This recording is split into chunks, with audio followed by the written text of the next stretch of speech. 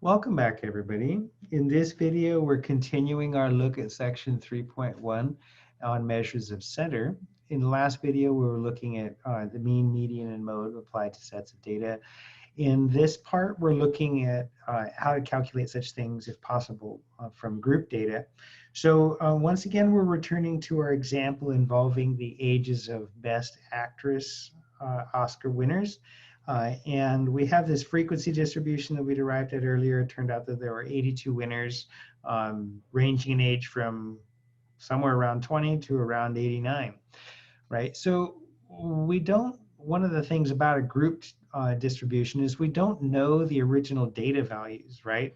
So taking a look at the first class, 27 individuals are in the interval 20 to 29 and a half, right? But we don't know how many 22-year-olds there are, right? So that makes it hard to calculate a mean, right? Because I can't sit here and add up the individual data values because we don't have them. Since we don't have the exact values falling in each class, what we do to calculate the mean for a group distribution is we assume that all the values in a class equal the class midpoint. It's not perfect, but it's the best that we can do given the fact that we don't know all of our data values. So here's how it goes.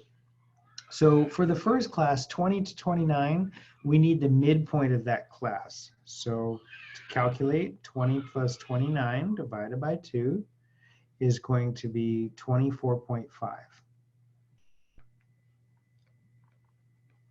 Okay, that's halfway between 20 and 29.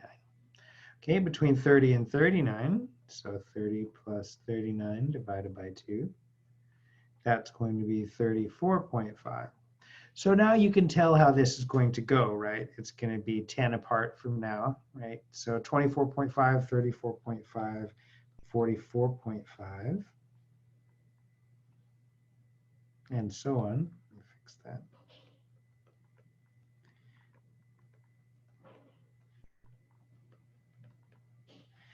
So we have the class midpoints. It's probably not going to be the same mean as if we did have the original data values, but if we don't have them, what are we going to do? That's the idea. So what we're going to do is, we don't know these 27 people in class 1, right? We don't know their ages, right? Could be all 22-year-olds, we don't know. So what we're going to do is pretend that we have 27 people who are 24 and a half years old. We've got 34 people who are 34 and a half years old, 13 people who are 44 and a half years old, and so on. So here's how it looks. We'll have 27 times 24.5. This takes the place of adding up 24.5, 24.5, 24.5, 27 times, right? So that's where we're multiplying. Usually when we think of doing a mean, we think of adding up all the values. The multiplication is used because we're adding up a whole bunch of values that are all the same. So we'll have 34 times 34.5, and then let me fill out the rest of these. All right, so in each case, we've multiplied the frequency by the class midpoint, and then we've added them up. So that ends up being 2,939 years. The midpoint for each class multiplied by each frequency, and then we add them up. So this would be the sum of the values, basically.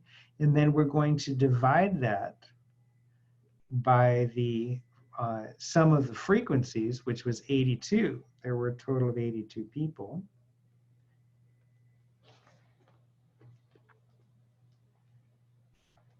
And that works out to be 35.8.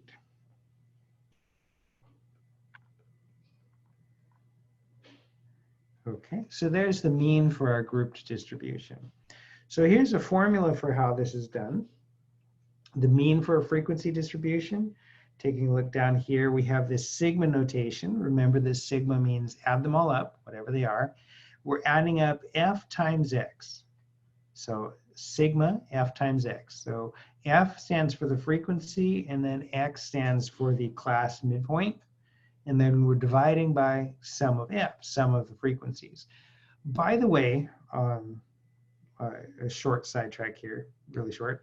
And you've taken algebra before, lots of algebra, and you've done things like f of x probably for functions, um, domain and range. And if f of x is equal to 3x plus 2, then we can find f of 5. It's 3 times 5 plus 2, which is 17, and so on. And so f meant function for a long old while. In this class, typically we don't use f for function anymore. So you've been kind of trained to think of f for function. We're going to let that go. In this class, typically f means frequency. How many times did something occur? So for this class, for statistics, f for frequency, not f for function. Okay. So when you see this, don't be thinking, okay, this is f of x or anything like that. It's no such thing. F for frequency multiplied by the class midpoint, add all those up, divide by the total, the sum of all the frequencies, and that was our mean. And that was what we did up here. Class midpoint times the frequency, add them all up. That was 2939, and then we divided by the sum of the frequencies. That was the 82. That was the sum of the frequencies. Okay. For the median, reminder to myself, for the median, we don't have a way to find out what the actual median value is, but we can find out which class it is in. So we know that there are 82 values in this data set, right? So that means that the upper half would be 41 values and the lower half would be 41 values. So then where would the 42nd value have to be? So in the first, this is where a cumulative frequency distribution would be helpful. So the first class has 27. The second class has 34. In the first two classes, there's a total of 61 individuals, right? So if we're thinking about the median, there's a total of 82 people. So there would be 41 in the lower half and 41 in the upper half. So that means that the first class doesn't contain the median because that's only 27 people. If you take the first and second class, that's 57, 61 people, that takes you way past 41. So the median is going to be in class 2. We don't know what value it is, but we can tell you at least that it is in class 2. Okay. All right, so the next part is on calculating a weighted mean. There are a lot of applications in school and in math classes and elsewhere where calculating a weighted mean is useful.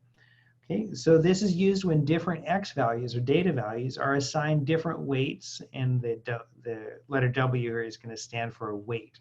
What we mean by weight is not physically like a weight, like 3 pounds of apples or something necessarily. It's basically a scale. We want to emphasize certain data values for some reason, and that's what the weight is for. We'll see by an example here in a second. Here's how it's calculated. It's mean, so it's x bar still. The sum of, we're adding things up, and it's the weight of each data value, that's the W, times the data value itself. So weight times data value, and then add them all up. And then we're dividing by the sum of the weights. So if you look carefully, this actually looks a lot like our frequency distribution formula, only instead of an F, there's a W instead. So that formula, if you look back in the notes, looks more like this one, right? So instead of multiplying by a frequency, we're going to multiply by a weight, okay? So you multiply, there's the word description of the directions here. First, multiply each weight by the corresponding x value, add all those products, and then finally divide that total by the sum of the weights, which is sigma W. So the easiest, most accessible example of this involves calculating grade point averages. So we're going to do that next. So let's say that two people take these classes. We have Sam and Tiffany. They're both taking Spanish, English, and PE. And we know that Spanish is a 5-unit class, English, let's say, is a 3-unit class, and PE is a 1-unit class. So they get the following grades as shown in the table. Sam gets an A in Spanish, C in English, and an F in PE. Tiffany gets an F in Spanish, an A in English, and then a C in PE. So the two people got the same grades, an A, C, and an F, and it was the same classes. But we're going to see that their GPAs are different. And the reason why they are different is that Spanish is worth a lot. It's a 5-unit class, and Sam gets an A in it, whereas he's only got an F in the 1-unit PE class. So we're going to see that that's different from Tiffany's case, where she did really poorly in the 5-unit class. In school, as you know, units are used to represent some amount of workload for a course, and so that's why the grades in each course are scaled according to how many units there are. So we're going to calculate the GPAs for each person, and as a reminder, in case you didn't know, in GPA calculations, 4 is an A, 3 is a B, and so on down to F being a 0. COD doesn't use plus minus grading, but if we did, or if you go somewhere else where they do plus minus grading, the plus or minus is worth 0.3. So an A minus is 3.7 and a B plus is 3.3. Okay, but we're not going to use those here because COD doesn't do plus minus grading. So let's calculate Sam's GPA first. So for Sam, we're going to multiply the units times the grades. So he had 5 units of A, and then 3 units of C, and then 1 unit of F. So we're multiplying each amount of units by the grade points for each class. And then the sum of the units is 5 plus 3 plus 1. Okay, I know that's 9, but I wanted to show where the calculation is coming from. So we'll calculate that and get a decimal in a minute. So now we want Tiffany next. She got 5 units of F, and then 3 units of A, and then 1 unit of C. And they both took 9 units. Okay, so let's calculate those. All right, so I've gone through the calculations. It turns out that Sam has a GPA after this semester of 2.89, whereas Tiffany has a GPA of 1.56. So that's a humongous difference. And it's interesting because they've taken the same classes and gotten the same grades. But of course, Sam got the A in his 5-unit class, whereas Tiffany got the F in her 5-unit class. And that changed everything, really. So a takeaway there, I guess, is that if you want to bring up your GPA, you should take some 5-unit classes and get good grades in them. If you try taking a bunch of PE classes, it's going to take you forever to bring up your GPA. Okay, here's another example. For this, let's say you go on a nice road trip, and at the start of the trip, you buy 12 gallons of gas, and it costs $4.13 a gallon. And later on, halfway through the trip, you need to buy more gas to get home, whatever. You buy 8 more gallons of gas, only this time it costs $3.66 a gallon. We want to find the average cost per gallon. So the first amount of money that you paid was 12 gallons at $4.13 a gallon. And then the 8 more gallons that you bought later were at $3.66 a gallon. You've bought a total of 20 gallons of gas. So we're going to figure out the average price paid per gallon. So that's $4.13 times 12, and then $3.66 times 8, and that's divided by 20. So $3.94 per gallon.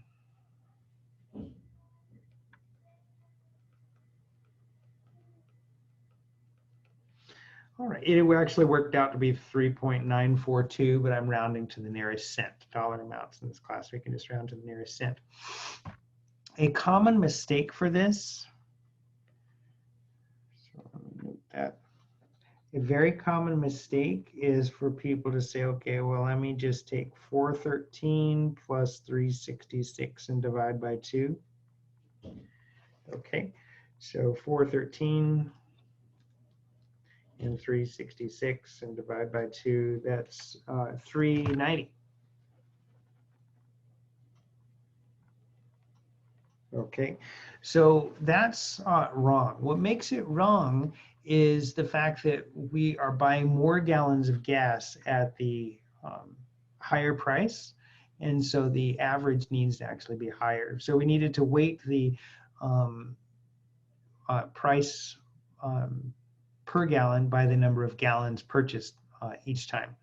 Okay, this goes back kind of to like the example we had involving the 6 employees and one person made like $56 an hour, and that skewed the overall average. In the same way here, we've bought 50% more gallons of gas at the higher price, and so that is going to affect the overall average. It would be incorrect to report 390 as the average because more gallons were purchased at that higher price. Okay, so here's another example where we're going to be calculating a weighted mean. In this, we have $5,000. It's invested in one stock that pays a 3% dividend annually, and another $2,000 that is invested in a stock that pays a 1% dividend annually. We want to find the overall percentage earned between the two investments. So, of course, it's not as simple as saying, okay, well, it's 2%, right? 1 plus 3 is 4, divided by 2 is 2. Average of 1 and 3 is 2. We can't do that. And why we can't do that is because $5,000 is invested in one account, $2,000 in the other. So that changes the overall percentage earned. All right, so let's figure out first of all how much is actually earned in dollars. So we have 3% dividend paid on the $5,000 from the first stock, and then 1% is paid on the other 2%, or $2,000. And then we have a total of $7,000 that is invested. Okay, so let's go ahead and calculate that. So 3% of 5,000 is $150, right? And then 1% of $2,000 is $20. And we're dividing that by our 7,000.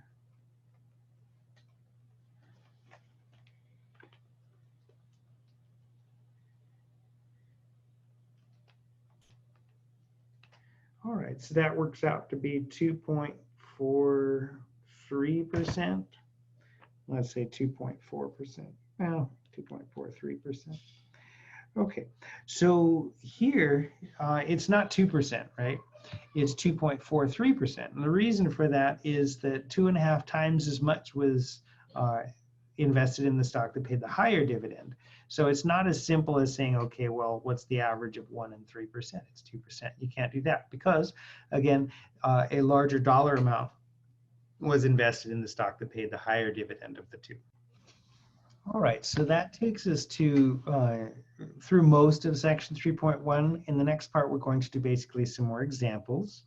So in the next one, we're doing another example involving a frequency distribution. And what this story is for this one is the number of years a president has learned after their first inauguration. So there were 8 presidents who lived between 0 and 4 years after their first inauguration. So that implies that they were still in office, it looks like. 2 who lived 5 through 9 years after their first inauguration, and so on. Only 1 president lived between 35 and 39 years after their first inauguration, and there are a total of 33 values. All right, so we're going to do a couple things. We're going to find the mean, and we're going to find the class containing the median. So let's work on that. So as you recall, for a group distribution, to find the mean, we need to know each class midpoint. So let's start there. So the midpoint for the first class, that was 0 to 4. So the midpoint there is going to be 2. Is it just 2? For 5 and 9, that will be 7. And then 12 Let me make sure that sounds reasonable. So this is going up by 5s, right? 2 plus 5, 7, plus 5 is 12. And the lower class limits are 0s, 5s, 10s, 15s. So those are going up by 5s as well. So that suggests that I'm doing okay. Let me just go through and add 5 all the way down. So it's alternating between 2s and 7s. Okay, there we go. All right, so there's all the class midpoints. And so we're going to multiply each class midpoint by each frequency and then add them up.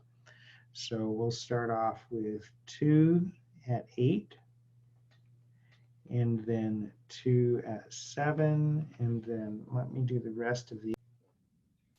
All right, so I multiplied each frequency by each class midpoint, and I added them up, and I got 496. So that would be the sum of the x times f's is 496. And then the sum of the frequencies here is 33. So then our mean will be 496 over 33. And we'll just round this to the nearest tenth of a year. That's good enough. It looks like 15 years. Okay. All right, so there's our mean, 15 years. Okay. So next up, we want to find the class containing the median. So there are 33 data values. So let's think. There's 33 values, which is an odd number. So then if you take away that, so the middle one will be the median. So 33 minus 1 is 32. So that means that in the lower half and upper half each, there should be 16 values. So we should have 16 numbers, and then our median, and then the upper 16 numbers. So that means that the median has to be the 17th one out of the 32. So 17th. So you can tell me when I got to the median class. So 8 plus 2 is 10. So the first two classes contain 10 presidents. Plus 5, that's 15. And then plus 7, that's 22. So we go from 15 to 22 if we include the fourth class. So that has to be the median class. Okay. All right, so that's good.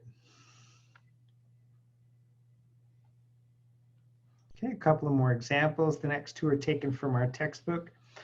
All right, so here it says the top 5 celebrity incomes listed below are the earnings in millions of celebrities with the 10 highest incomes in a recent year. The celebrities' names are given in order. And then it says, can this top 10 list be used to learn anything about the mean annual earnings of all celebrities? So I went ahead and calculated the mean. It was 159.8 million. So this is the top 10 celebrities. Can we use it to tell anything about the mean annual earnings of all celebrities? So not too much, right? This is the top 10 earners. So I guess we could say that the mean for all celebrities is going to be less than this 159 because this was the mean that are of the top 10. So the mean for everyone will be less if we include the celebrities who earn less. Okay, there's not really any calculation to do there. All right, so this one maybe will be more fun. So here it says waiting times in minutes for customers at the Jefferson Valley Bank, where customers go in a single waiting line, and the Bank of Providence, where customers wait in individual lines at 3 different teller windows, are shown below. So we're to determine whether there's a difference between the two data sets that is not apparent from a comparison of the measures of center. So we'll get to that. I just want to make sure that you understand what the physical situation is here. For banks, and other places, there's different ways that you can line up. For banks, often you wait in one single line, and then whoever's ready will help you. They raise their hand and say, okay, I can take the next person over here, and then you go over and that person helps you. Okay, a lot of places are like that if you go to pay your cable bill in person or something of that sort. So that's one way of doing it. Another way is where you wait in line. This is more like at the grocery store. Actually, no, there you choose your line. This is more like the self-checkout at Walmart. Yeah, it is kind of like either way. If you wait in the self-checkout at Walmart, each person is waiting in an individual line, basically. Okay, instead of all the people feeding one single line. So Jefferson Valley Bank, everybody waits in a single line, and then the next available teller helps the person at the head of the line. For Providence, there's individual lines, kind of like at the grocery store, where each person gets in a line, whoever they think is going to end up being fastest. And so these are the service times in minutes. And so we're going to want to go through and calculate the mean, median, and mode for both of these, and also the mid-range. And then we'll see about answering the question. But for the first, it's just going to be about practicing with the calculation. So you can pause the video and try this here, and then see if you get the same thing that we get. All right, so let me go first with the mode. Mode's easiest, so let me get that out of the way. So for Jefferson Valley Bank, the mode, which value occurs the most often, looks like 7.7. And then for Bank of Providence, it is also 7.7. Okay, and then mid-range is also pretty, well, we'll go with median. Median is kind of right here, 7.2 for Jefferson Valley Bank. And then 7 points for this one, for the Bank of Providence, we need 6.7 plus 7.7, that divided by 2.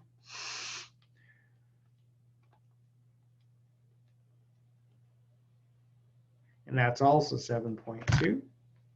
So that's funny. Those ended up the same.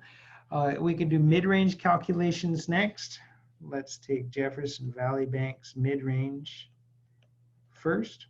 So that will be 7.7 plus 6.5 and divided by 2.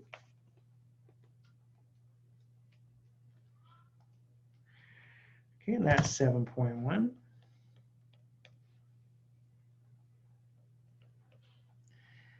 And then let's do Bank of Providence mid-range. Make sure you can see all that. So there we'll take 10.0 plus 4.2. The maximum and minimum value, we'll divide that by 2. So that's 14.2 divided by 2, which is 7.1. All right, so it looks like these three are all the same. It turns out, it'll probably turn out that the mean is the same also. Let me calculate the means for. All right, so as predicted, it looks like the means both worked out to be 7.15 minutes. So just comparing measures of center, it looks like they're indistinguishable. The mean, median, mode, and mid-range are the same between these two data sets. But it should look like the two data sets, well, they're not the same. They do have different numbers, but also there's more of a degree of sameness in one of the two banks. See if you can see which one it is. All right, so between the two banks, Jefferson Valley Bank, all the times ranged between like 6.5 minutes to a little over 7.5 minutes. So about a 1 minute spread between the fastest and slowest times.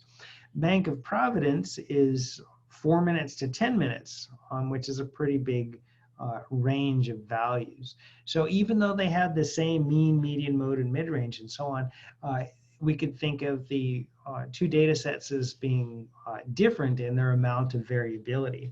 It turns out that we're going to end up studying variability more in the next section, because in addition to wanting to know where the center of a data set is, it's also important to know variability. Of course, if you think about it, customers are probably going to be happier if they have more of a consistent expectation of the amount of time that they'll spend waiting, even if it may end up being longer. Here, the mean and median waiting times were the same. For Bank of Providence, I would guess that people might be more frustrated watching like some other lines move faster than theirs. They go in on Monday and it only takes 4 minutes, and then the next day it takes 8 minutes, right? So often people are happier with a more uniform expectation. So we'll look at variability more in the next section. All right, so that's that for right now. All right, so next what we're going to do is we're going to see how we can use StatCrunch to help us with this problem involving the banks. So I've signed into my MathFab, and I clicked on the StatCrunch button on the left. And instead of using data sets from the textbook, I'm just going to go to visit the StatCrunch website. And that will take a minute to open up. And then open StatCrunch right here in the middle. Okay, and then if you've used a StatCrunch before, you obviously know how it looks. If you've used another spreadsheet or worksheet like Excel or Google Sheets, then you kind of have some familiarity with this. We're going to enter the data for Jefferson Valley Bank, and I'm going to change the label up here. So I'm going to click up here where it says VAR1, and then I'm going to change that to JVB for Jefferson Valley Bank, and then BOP for Bank of Providence. So what I'm going to do next is just copy in, or put in the data for the two banks. All right, so I've got the data in there for both banks, and then let's see what we can calculate. So I'm going to go up here to where it says Stat, and then Calculators. And then we don't want that, actually, never mind. Let me go to Summary Stats. The data is organized in columns. And then I'm going to select both columns. So I clicked on JVB, and then it says here in the yellow, select more than one with shift click or control click. So I'm going to go down to where it says BOP, I'll hold down shift and select that one as well. So you can do all of these things at once. So let's go ahead and have it collect everything. I pushed compute, and let's see what we've got. We can get the median we saw was 7.2, and then the rest of this to the right, min max. The min is of course the smallest value, maximum the biggest value, and then Q1 and Q3 we haven't talked about that. That will be in section 3.2. We do have the mean though calculated here at 7.15. Going back to options, we can change our view here and make it so that we see different things if we'd like. So one other thing that we can get, we saw using stat and then summary stats with data in columns, we saw that we were able to get the mean and the median. If you go on graph and then go down to dot plot, let's get a dot plot for the data as well. So once again, the data is stored in columns. I'm going to click on JVP. I'll hold down shift and then BOP to get the second column, and then push compute. So you can see the two data sets, and you can tell using the visual that for Bank of Providence, it is really a lot more spread out than it was for Jefferson Valley Bank. The data values are a lot more clustered. So that idea of clustering, or on the flip side of that, how spread out a data set is something that we're going to deal with in section 3.2. But that takes us to the end of section 3.1. Let me know if you have any questions on it, and have a great day.